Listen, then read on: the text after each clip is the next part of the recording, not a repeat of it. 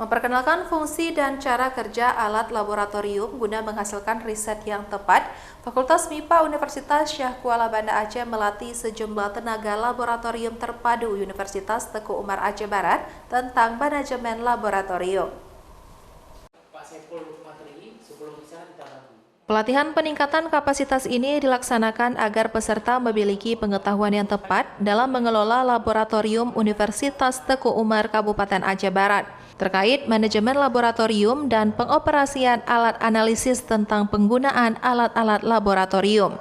Adapun alat laboratorium yang dipraktekkan langsung diantaranya Fourier Transform Infrared atau FTIR yang merupakan alat yang digunakan untuk analisis gugus fungsi secara kualitatif dalam senyawa kimia yang terdapat dalam sampel makanan, minuman, polimer, kosmetik, serta obat-obatan. Selain FTIR, dalam kesempatan yang sama, para pekerja lab UTU juga diperkenalkan instrumen UV Vis yang merupakan analitik yang digunakan untuk mengukur daya absorbansi suatu cairan yang memiliki gugus kromofor terhadap panjang gelombang cahaya, serta berbagai cara kerja laboratorium yang selama ini digunakan dalam riset fisika, kimia, dan biologi. Kita melatih para dosen dan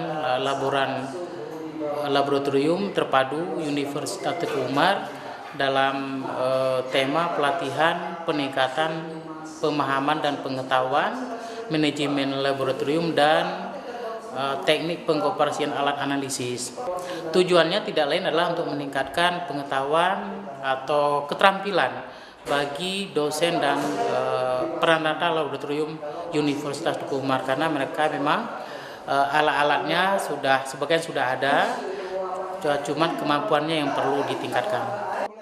Dekan Fakultas MIPA Universitas Syah Kuala Banda Aceh Teguh Iqbal Syah menyebutkan, Fakultas MIPA Universitas Syah Kuala sangat terbuka untuk seluruh perguruan tinggi manapun untuk berbagi ilmu.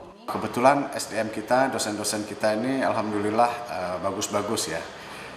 Kita punya total 161 dosen. Itu kalau saya cek asalnya dari mana pendidikan S2, S3-nya itu berasal dari 14 negara yang berbeda.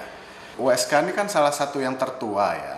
Jadi itu ada kewajiban juga atau keharusan untuk kita mendorong juga teman-teman dari perguruan tinggi lain untuk juga bersama-sama bisa lebih maju.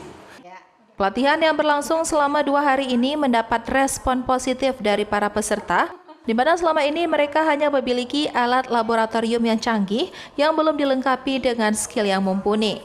Selain mendapatkan pengetahuan tentang alat laboratorium, dalam kesempatan yang sama peserta juga diajarkan tata cara pengelolaan dan pembuangan limbah agar tidak mencemari lingkungan sekitar. Dari Banda Aceh, Syukri Syarifuddin, iNews melaporkan.